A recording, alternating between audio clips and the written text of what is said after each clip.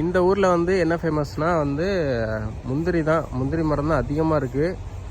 இன்னொன்று வந்து இது லப்பர் மரம் வந்து ரொம்ப அதிகமாக இது பண்ணுறாங்க. இந்த சைடு இல்லை, அந்த பக்கத்து ஊர் ஃபுல்லாக லப்பர் மரம் தான். இப்போ இந்த ஊரில் வந்து முந்திரி தான் ரொம்ப அதிகமாக. ஏன்னா இங்கே வந்து ஃபுல்லாக காடு தான்.